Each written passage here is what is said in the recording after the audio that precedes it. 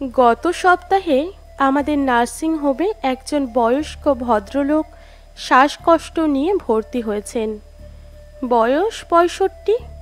Sugar, pressure, heart ও কিডনির সমস্যা ইত্যাদি রোগেও জর্জরিত। বর্তমানে শ্বাসকষ্ট কমে গেলেও উনি পুরোপুরি সুস্থ না, তাই এখনও নার্সিং হোমেই আছেন। আরও বেশ কিছুদিন থাকতে হবে। ভদ্রলোকের নাম অবিনাশ বিশ্বাস। ওনার দায়িত্ব আমার ওপরে পড়েছে শুরু থেকেই। উনি বেশ ভালো মানুষ, কথা শোনেন। রোজ 3 বেলা ওনার স্ত্রী আসেন। সকালে চা, দুপুরে ও রাতে বাড়ি থেকে খাবার বানিয়ে নিয়ে আসেন। যতক্ষণ ভিজিটিং আওয়ার্স থাকে ততক্ষণ উনি বসে থাকেন, খাইয়ে দেন, গল্প করেন। ভালো লাগে দেখতে। একদিন আমি অবিনাশ কাকুকে বলেই ফেললাম, আপনাদের দুজনের মধ্যে কিন্তু দারুণ বন্ডিং। অবিনাশ কাকু হেসে বলেছিলেন, প্রেম করে বিয়ে যে। এত বছর আগে প্রেম করে বিয়ে করা সহজ ব্যাপার ছিল না। তখন কজন আর প্রেম করত। তবে ওদের প্রেমের গল্পটা ইচ্ছে হলেও সময়ের অভাবে শোনা হয়নি। আজ আমার হাতে পেশেন্ট কম, সময়ও আছে অনেক। অবিনাশ কাকুর স্ত্রী কিছুক্ষণ আগেই বাড়ি ফিরে গেছেন। আমি আমার চেয়ারে বসে জিজ্ঞেস করলাম, আপনাদের প্রেমটা হলো কিভাবে? সে এক বিশাল গল্প, শুনবে? আমি একটা চেয়ার টেনে ওনার বেডের পাশে বসলাম। বললাম, শুনবো। আমি তখন সদ্য চাকরি পেয়েছি, বয়স 22 মতো। আমার এক বন্ধু তরুণের সঙ্গে তার গ্রামের বাড়িতে গিয়েছিলাম। দুর্গাপুজো ছিল। বনেদি পরিবারে ওই আমার প্রথম দুর্গাপুজো কাটানো। দুর্গাপুজো উপলক্ষে গ্রামের সকলেই প্রায় দিন রাত আসতো ওই বাড়িতে। সপ্তমীর দিন সকালে একজন যুবতীর দিকে তাকিয়ে আমার চোখ আটকে গিয়েছিল। মেয়েটা তার বান্ধবীর সঙ্গে তরুণদের বাড়িতে এসেছিল। ব্যাস, প্রথম দেখায় ভালো লেগে যায়। তরুণকে মনের কথা জানিয়েছিলাম। ও আমাকে পরামর্শ দেয় সেই মেয়েকে চিঠি লিখে মনের কথা জানাতে। আমি ওই দিনের আগে কখনো চিঠি লিখিনি, প্রয়োজনই পড়েনি। সেই প্রথম চিঠি লেখা।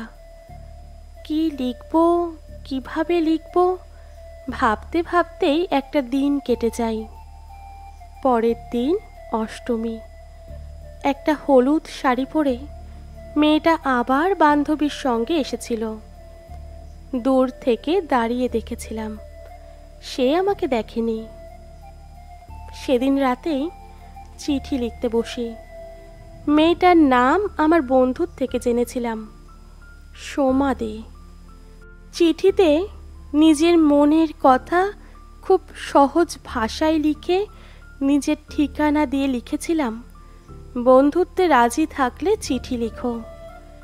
নবমীর দিন তরুণকে দিয়ে সেই চিঠি মেয়েটার কাছে পাঠিয়ে দিয়েছিলাম, কিন্তু ও নিজে না দিয়ে ওর বোনকে দিয়ে পাঠিয়েছিল। সে যাই হোক, চিঠি তার কাছে পৌঁছানো দিয়ে কথা। দশমীর দিন তাকে আর দেখিনি, তার বান্ধবীকেও খুঁজে পাইনি।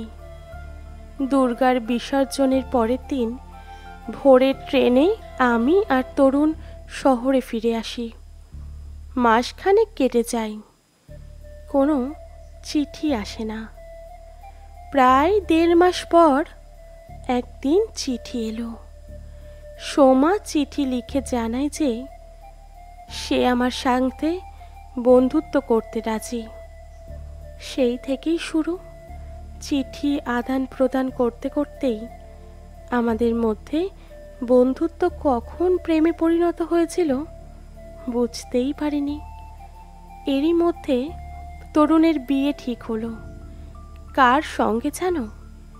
সোমা যে বান্ধবীর সঙ্গে ওদের বাড়িতে আসতো তার সঙ্গে, রুমেলা। আমি আর সোমা তো খুব উত্তেজিত। আমাদের দেখা হবে সামনাসামনি। আমি বিয়ে উপলক্ষে আবার তরুণদের গ্রামের বাড়িতে গেলাম, কিন্তু বিয়ের দিন বউকে দেখে আমি তো অবাক। আরে সোমা! আমার পায়ের তলা থেকে মাটি সরে গিয়েছিল। তরুণ ও সোমার বিশ্বাসঘাতকতা আমাকে ভেতর থেকে শেষ করে দিয়েছিল। আমি বিয়ে ছেড়ে বাইরে বেরিয়ে এসেছিলাম, দু চোখ বেয়ে জল পড়ছিল। হঠাৎ এমন সময় আমার পিঠে একটা হাতের স্পর্শ পাই। পেছন ফিরে দেখি সোমার বান্ধবী রুমেলা দাঁড়িয়ে। আমি কিছু বলার আগেই সে আমাকে জিজ্ঞাসা করল, কেমন আছো? রুমেলার নির্লিপ্ত ভাব দেখে আমি বেশ অবাক হয়েছিলাম। আমার উত্তর শোনার অপেক্ষা না করেই সে আমাকে আবার বলেছিল, কি হয়েছে তোমার? বিয়ের ওখান থেকে হঠাৎ বেরিয়ে এলে যে? আমি দূর থেকে অনেকক্ষণ ধরেই লক্ষ্য করছিলাম তোমাকে। সবার নজর বাঁচিয়ে দেখা করতে এলাম। না মানে, তরুণের বউ রুমেলা কি করলো আবার? কি বলতে চাইছো? ঠিক সেই মুহূর্তে আমি বুঝতে পেরেছিলাম যে ভুলটা ঠিক কোথায় হয়েছে। আমি চিঠি যার উদ্দেশ্যে লিখেছিলাম সে রুমেলা ছিল, কিন্তু চিঠি পৌঁছেছিল সোমার কাছে। আমার বন্ধুত্ব, প্রেম সবটাই সোমাকে ঘিরে গড়ে উঠেছিল। আমি আজও জানি না ভুলটা কার ছিল, আমার নাকি তরুণের, নাকি ওর বোনের। তবে আমি রুমেলাকে প্রথম দেখায় পছন্দ করে থাকলেও মানুষ হিসেবে ভালোবেসেছিলাম সোমাকেই। তাই সেই থেকে আজ পর্যন্ত ওই আমার জীবন সঙ্গিনী। অবিনাশ কাকুর বলা শেষ হলে আমি বললাম, বেশ ইন্টারেস্টিং। পরে কাকিমাকে বলেছিলেন এই গল্পটা? না, বলিনি। বললে ও কষ্ট পাবে। ওকে আমি কষ্ট দিতে পারবো না। খুব ভালোবাসি। আমার এত সুন্দর প্রেমের গল্প এই জীবনে অন্তত একজনকে বলার ইচ্ছে ছিল। আজ সেই আশা পূরণ হলো। আমি ঈষৎ হেসে কাকুর গায়ের চাদরটা ঠিক করে ওনার মাথায় হাত বুলিয়ে বললাম, এবার ঘুমোন, কাল সকালে আবার কাকিমা আসবেন তো?